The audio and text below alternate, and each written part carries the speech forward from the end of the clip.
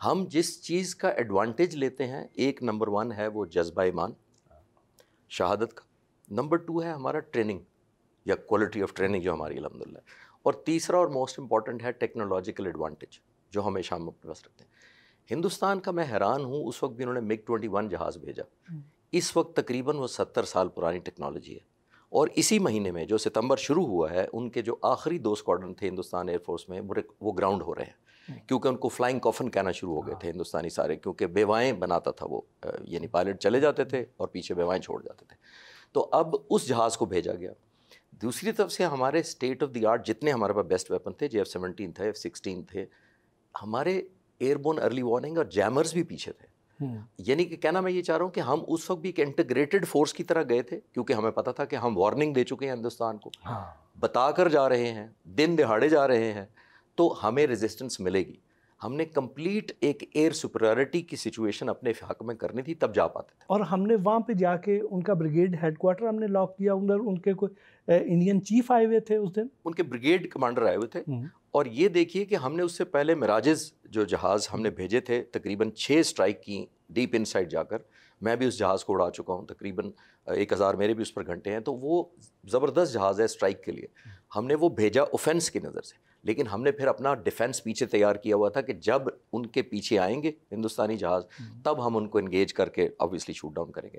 پہلے جب، اور آپ نے دیکھا ہوگا اس زمانے میں ہمارے ڈپٹی چیف آف آپریشنز نے وہ ویڈیو بھی ریلیز کر دی تھی کہ ہم نے مارنا یہاں تھا، نشانے پر بھی تھا، لیکن بام ہم نے آف سائڈ کر کے پھینکا، وہ دیکھا ہوگا آپ نے۔ وہ میسج دینا تھا کہ ہماری کیپیبلٹی کو انڈر اسٹیمیٹ مت کرو، لیکن اسی مشن میں شاید یہ ابھینندن کا جو واقعہ تھا، یہ اس کو میں قصور اور اس طرح کم گنتا ہوں کہ وہ ٹریپ اس طرح کیا گیا تھا، اس کو اس طرح کیا گیا تھا کہ ہمارے سارے جہاز اس پہ عمل کر رہے تھے، اس کی سچویشنل اویئرنیس ڈی گریڈ کر دی تھی۔ سچویشنل اویئرنیس یہ ہوتی ہے کہ جو میری سمجھنے بوجھنے یا فیصلہ کرنے کا جو انوائرمنٹ ہے، اس کو آپ ڈی گریڈ کر دیں، میرا کانفیڈنس شیٹر کر دیں، میری کمیونیکیشن ختم کر دیں، مجھے کمیونیکیشن غلط آنا شروع ہو جائے یا ڈیلیڈ آنا شروع ہو جائے، تو وہ میری ایک جس کو کہتے ہیں نا گھبراہٹ کا شکار کرنا، اسی کانفیڈنس میں وہ آ گیا شاید کہ میں F-16 کو ماروں گا، کیونکہ جب تو اسی میں وہ ٹریپ ہو گیا تھا۔ اور یہ ایک چیز جو آپ کے ویورز کو شاید پہلی دفعہ میں بتانے لگا ہوں، وہ یہ کہ آج تک ابھینندن نے خود کلیم نہیں کیا کہ میں نے F-16 مارا تھا۔ انڈین ایئر فورس اس کو میڈل بھی دے چکی ہے، میں جتنا فالو کیا ہے ہندوستان کا، اسے خود نہیں مارا، میں اس کی رسپیکٹ کرتا ہوں اس سینس میں کہ اس نے خود آج تک کلیم نہیں کیا۔ ہندوستان ایئر فورس نے بہت زیادہ شور مچایا کہ ہم نے F-16 مارا ہے، لیکن میں کہتا ہوں کہ اس کا اپنا ویڈیو انٹرویو کبھی ابھینندن کا بھی ریلیز کریں کہ میں نے مارا ہے، وہ خود نہیں کبھی کلیم کرتا اور نہ مارا ہے۔ ابھی جب ہم 71 کا بھی ذکر کر رہے ہیں، 65 کا بھی کر رہے ہیں، 1959 کا بھی، بیچ میں ایک موقع ایسا آیا تھا جس وقت ہم ایٹمی دھماکے کرنے جا رہے تھے، اس وقت بھی انڈیا جارحیت کے موڈ میں تھا، اسرائیلی جہازوں کے بارے میں اطلاعات آ رہی تھیں کہ وہ آئے ہوئے ہیں اور وہ شاید یہاں پہ اٹیک کریں گے اور ہمیں ایٹمی دھماکہ کرنے نہیں دیں گے اور ایٹمی تنصیبات کو تباہ کریں گے، اس طرح کے عزائم تھے۔ اس دن کی کیا یادیں ہیں؟ اس دن کیا ہوا تھا؟ اس زمانے میں یہ تھا کہ ہمیں حکم دیا گیا کہ آپ راولپنڈی پہنچیں۔ اس زمانے میں فائٹر جہاز وہاں نہیں ہوتے تھے، ٹرانسپورٹ اور دوسرے جہاز ہوتے تھے، تو ہم نے پوچھا کہ کیوں، تو پتہ لگا کہ ہم نیوکلیر بام بنا رہے ہیں، ہماری ایک نیوکلیر لیبارٹری ہے وہاں پر جس کو پروٹیکٹ کرنا ہے۔ اور پشاور اور کامرا سے کیوں نہیں ہو سکتی تھی؟ کیونکہ وارننگ بہت تھوڑی تھی کہ اگر کشمیر ویلی سے اگر دشمن آتا تو وہ 2 یا 3 منٹ میں حملہ آور ہو سکتا تھا نیوکلیر پلانٹ پر، اس لیے ہمیں پنڈی سے وہ ڈیوٹی کرنی پڑی۔ میں نے کئی سال ڈیوٹی وہ مختلف F-6 جہاز سے بھی اور مراج جہاز سے بھی وہ ڈیوٹی کی تاکہ ہم نیوکلیر پلانٹ کو پروٹیکٹ کر سکیں۔ میں سوال کی بیک گراؤنڈ میں کیوں گیا ہوں، اس وقت بھی جب ہم نے پوچھا بھٹی صاحب کہ کہاں سے اٹیک ہو سکتا ہے، تو انہوں نے کہا 2 ملکوں سے۔ اب آپ جیسے پڑھے لکھے لوگوں کو میں بتاؤں کہ 2 کون سے ملک ہیں تو آپ کو سمجھ آ جائے گی میں کیا کہہ رہا ہوں۔ اس وقت بھی ہمیں تھریٹ تھا، اور یہ پھر ہسٹری کنٹینیو رہتی ہے جب تک افغان سوویٹ وار شروع ہو گئی، پھر امریکہ نے ہمیں درگزر کیا، حالانکہ ہم نیوکلیر اپنے پرولیفریشن یا پلانٹ کے مینوفیکچرنگ وغیرہ میں ہمارا کام چل رہا تھا۔ لیکن جو آپ کے ویورز کو شاید آج تک نہ پتا ہو کہ ہم نے F-16 کے پیسے دیے ہوئے تھے جی، جب سوویٹ یونین چلا گیا تو $658 ملین ہمارے امریکہ کو ہم نے پے کیے ہوئے تھے نئے F-16 کے لیے، وہ روک لیے گئے۔ اس کے بدلے میں ہمیں کہا گیا گندم لے لیں، ٹھیک، ہمیں F-16 بھی روک دیے گئے۔ یہ JF-17 جس کی بعد میں بات کریں گے، یہ بعد میں بنا تھا۔ اس رات جو آپ پرٹیکولر بات کر رہے ہیں، اس بات ہمیں یہ خطرہ تھا کہ کیونکہ ہندوستان نے نیوکلیر اپنا دھماکہ کر دیا ہوا تھا، تو خطرہ یہ تھا کہ اب سب کو پتہ ہے کہ اب ہم کریں گے، اور ایکٹیویٹیز بھی سیٹلائٹ سے مانیٹر ہوتی ہیں، تو ہمیں یہ خطرہ تھا کہ امریکہ، اسرائیل یا انڈیا کوئی بھی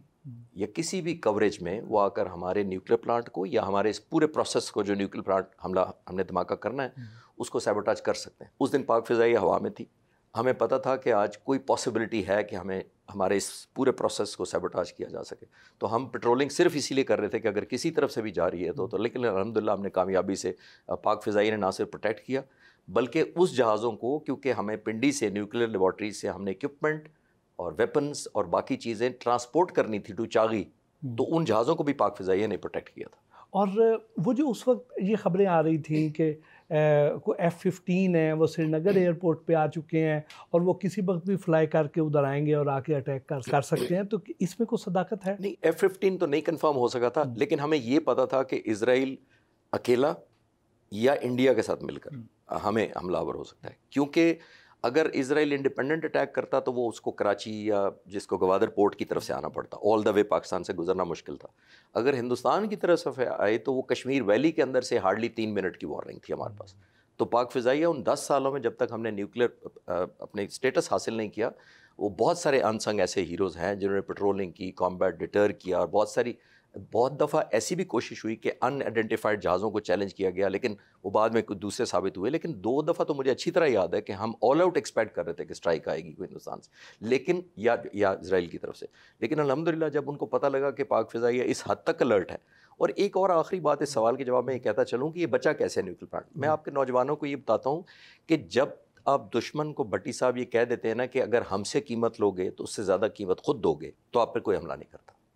اسرائیل کو یہ پاکستان نے کلیئر کیا ہوا تھا کہ قیمت آپ کو بھی پھر اسی طرح کی دینی پڑے گی. یہ بغداد والا اٹیک نہیں ہوگا کہ عراق کے نیوکلیر پلانٹ پر حملہ کیا یا ایران کے نیوکلیر پلانٹ. پاکستان آج بھی میں اس پہ قائم ہوں کہ اگر خدا نخواستہ کسی نے اٹیمپٹ کی تو اس کی پرائس اس سے زیادہ اس ملک کو دینی پڑے گی جس نے ایسی حرکت کی. الحمدللہ. سر، جب ہم ایئر فورس کے آفیسرز کے بارے میں پڑھتے ہیں، سنتے ہیں، دیکھتے ہیں کہ یہ ہر وقت الرٹ ہوتے ہیں، حالت جنگ میں ہوتے ہیں، یہ ہر وقت تیاری میں ہوتے ہیں کہ انہیں بڑے شارٹ نوٹس پہ فوراً جہاز تک پہنچنا ہے، اڑنا ہے، اٹیک کے لیے جانا ہے. تو یہ جو اس حد تک چوکس ہوتے ہیں، اس حد تک الرٹ ہوتے ہیں، تو کیا ان کی زندگی بڑی کوئی مشینی سی، بڑی کوئی روبوٹک سی نہیں ہو جاتی ہے؟ تو کیا یہ کوئی ہنستے کھیلتے بھی ہیں، کوئی مذاق بھی کرتے ہیں، یا ہر وقت اسی طرح سیریس رہتے ہیں؟ نہیں، اپنا جب پروفیشن کا ذکر آتا ہے تو بہت سیریس ہوتے ہیں، لیکن پروفیشن کے اندر بھی بڑے نان سیریس ہوتے ہیں. پروفیشن کے اندر نان سیریس کیسے ہوتے ہیں؟ وہ اس لیے نان سیریس ہوتے ہیں کہ وہ اتنا طاری نہیں کرتے جنگ کو. آپ نے مجھے ایک یاد کرا دی بات، میں آپ کو بتاتا ہوں. 1971 میں ونگ کمانڈر سلیم بیگ مرزا اس وقت حیات ہیں، اللہ ان کو زندگی دے، وہ واحد پاکستان کے فائٹر پائلٹ ہیں 71 وار کے اور انڈیا کی طرف سے بھی جس نے 2 جہاز مارے. انہوں نے ہندوستان کے 2 جہاز پشاور کے اوپر مارا، اس کی ڈیڈ باڈی ہم نے بھیجی انڈین پائلٹ کی، اور ایک سری نگر پر مارا جس کو انہوں نے پرم ویر چکرا اپنا ہائیسٹ ملٹری ایوارڈ یعنی نشان حیدر کے ایکولنٹ دیا.